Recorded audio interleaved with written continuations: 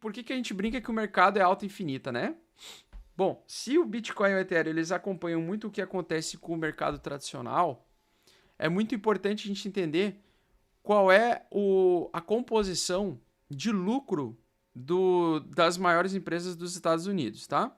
Então, quando nós temos produção, produtividade, alavancagem, as empresas conseguindo acesso ao crédito para fazer suas expansões, né? Para elas poderem aumentar, ampliar a sua base produtiva, nós temos lucro, tá? Então o mercado, o mercado capitalista selvagem, como nós conhecemos, como nós gostamos, ele sempre tem a tendência de alta infinita porque sempre é procurado pela natureza a produtividade, né?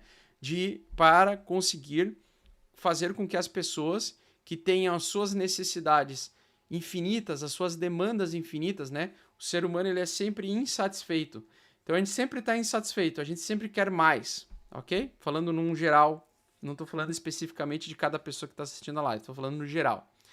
Então as empresas elas vão lá, produzem um novo iPhone, produzem uma nova tecnologia, produzem uma nova coisa para atrair mais consumidores, esses consumidores começarem a comprar, adquirirem bens, serviços e produtos.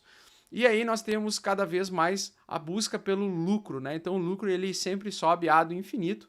E aí as empresas elas pegam recursos naturais escassos para produzir bens e serviços para revender para as pessoas que têm uma demanda infinita por melhoria e aprimoramento a do infinito, tá? Então as pessoas sempre agora elas precisam cada vez mais de recursos que são escassos na natureza, assim que a economia funciona.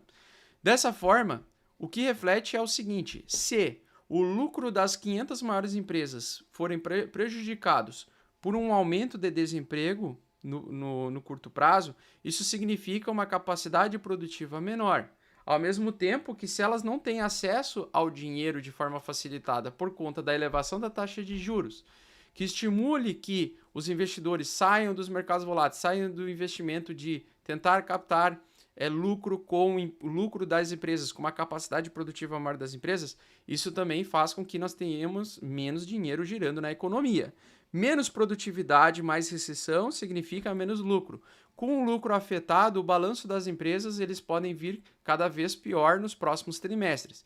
Com os lucros vindos, com o resultado do balanço das empresas sendo menos produtivas, tendo menos lucro, menos resultado, significa que o gráfico do S&P 500 tende a cair de valor, tende a desvalorizar de valor. Isso vai representar graficamente na tela o preço dos ativos, do valor desses ativos, e eles podem entrar em uma fase de contração, que é a fase que nós estamos, contração econômica, onde o PMI, né, a capacidade produtiva dessas empresas, das indústrias, elas diminuem e isso faz com que nós tenhamos um reflexo de queda no S&P 500. Ora, se o Bitcoin e o Ethereum eles estão seguindo e acompanhando o preço do mercado de ações americano, isso significa que se as empresas no futuro próximo elas tiverem um balanço negativo, isso vai fazer com que o preço do Bitcoin e do Ethereum caia também por conta de uma queda de demanda compradora por ativos de risco nesse contexto.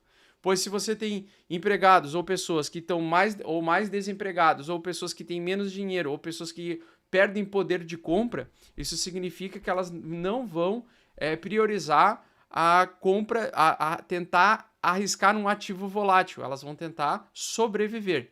Dessa forma, se a gente tiver o impacto disso acontecendo, como por exemplo aqui no Q1 de 2022, nós já tivemos uma queda no lucro das 500 maiores empresas em relação ao Q4, né, que é o terceiro trimestre de 2021.